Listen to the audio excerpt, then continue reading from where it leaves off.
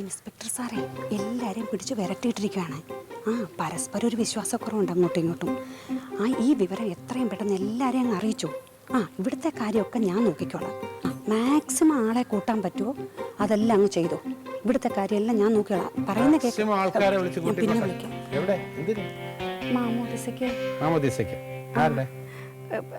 കുഞ്ഞിന്റെ ഹസ്ബൻഡിന്റെ റിലേറ്റീവ്. പേര് വിലാസിനി എന്നല്ലേ പറഞ്ഞേ? അതെ. അപ്പൊ പിന്നെ ക്രിസ്ത്യൻ ആണല്ലോ. മാമോദീസ എന്ന് പറയുമ്പോ ഇന്റർ കാസ്റ്റ് മാരേജ് ആയിരിക്കും അല്ലേ? Okay okay okay. ഓണത്തിനിടയിൽ പുട്ടുവെച്ചോ. ഹസ്ബൻഡ് എന്ന് വിളിച്ചോ. ഹസ്ബൻഡിനെ പോലീസ് പിടിച്ച് വിഴുങ്ങാന്നുമില്ല. വിളിക്കാൻ പറ.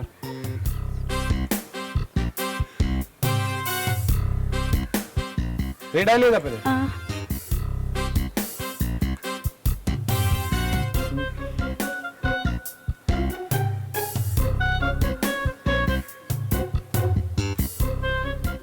ഹലോ,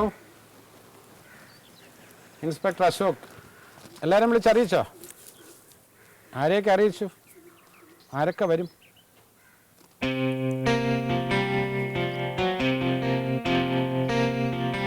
ഓഹോ, എല്ലാവരും എത്തും. ഇങ്ങോട്ടാണോ വരുന്നത്? ഓഹോ, ശരി ശരി, ഉടനെ എത്തും. വരട്ടെ. ഇല്ല, വരട്ടെ. ഞാൻ കൂടെ പറഞ്ഞിട്ട് തന്നെയാണ് അങ്ങനെ വിളിച്ച് പറഞ്ഞത്. ശരി. ഓക്കെ, വരട്ടെ. ഓക്കെ.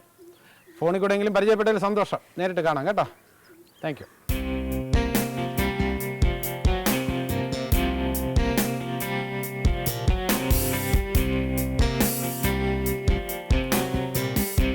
മാമോദീസ പടത്തിനിടാൻ പറ്റിയ പേരാ.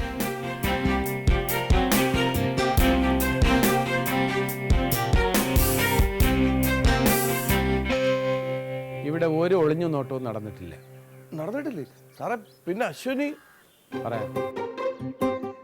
ആദ്യ ചിത്രത്തിന്റെ റിലീസിന് മുമ്പ് തന്നെ സ്വന്തം മകളെ പ്രശസ്തയാക്കാൻ വേണ്ടി ഒരു അമ്മ നടത്തിയ നാടകം അതായിരുന്നു ഇതെല്ലാം.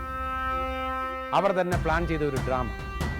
മകൾ നിലവിളിച്ച് പറയുന്നു, എൻ്റെ മുറിയിൽ ആരോ ഒളിഞ്ഞു നോക്കി. നിങ്ങളെല്ലാം ഓടിക്കൂടുന്നു, പരസ്പരം സംശയിക്കുന്നു.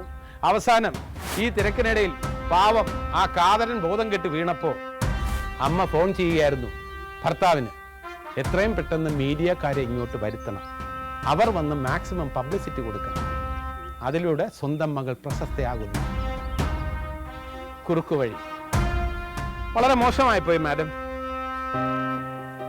ഒരു കാര്യം മനസ്സിലാക്കുക, സ്വന്തം കഴിവ് തെളിയിച്ചാണ് പ്രശസ്തയാകേണ്ടത്, ഫേമസ് ആകേണ്ടത്.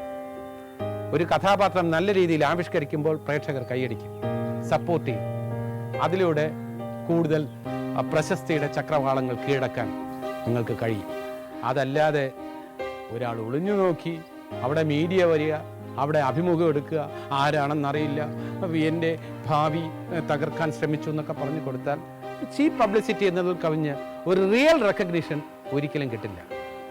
സാധാരണഗതിയിൽ ഒരു കേസായിട്ട് ചാർജ് ചെയ്യേണ്ടതാണ്. ഇപ്പോൾ ഹ്യൂമാനിറ്റേറിയൻ കൺസിഡറേഷൻ ഞാനിതങ്ങ് വിടുന്നു, ദാറ്റ്സ് ഓൾ. പക്ഷേ ഇൻഡസ്ട്രിയിലുള്ള നിങ്ങൾ ഇതിനെക്കുറിച്ച് അവെയർ ആയിരിക്കണം. അതായത് ഇൻഡസ്ട്രിയിൽ നടക്കുന്ന ഓരോ കാര്യങ്ങളും ജനങ്ങൾ വാച്ച് ചെയ്യുന്നുണ്ട്. അപ്പോൾ അവർ നിങ്ങളെ പരിഹസിക്കുന്ന തരത്തിലുള്ള ഒരു കാര്യവും നിങ്ങളുടെ ഭാഗത്തുനിന്ന് ഉണ്ടാക്കാൻ പാടില്ല. ഓക്കെ?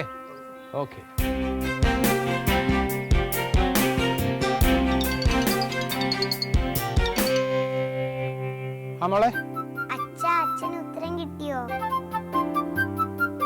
മോക്കറിയാമോ? പിന്നെ പറയാത്ത എന്താ? That's great, congratulations. നല്ല ഉത്തരം. മെഡിക്കേ വരാം മോളെ. ഓക്കെ, ഒരു ഇന്റലിജന്റ് ക്വസ്റ്റ്യൻ സാറേ. ഇനിയും ചോദ്യം? ഇതൊരു ഇന്റലിജന്റ് ക്വസ്റ്റ്യൻ. ഒരു ചോദ്യം 1440 ഉത്തരങ്ങൾ. ചോദ്യം എന്താണ് മാഡം? Ashwini, associate director.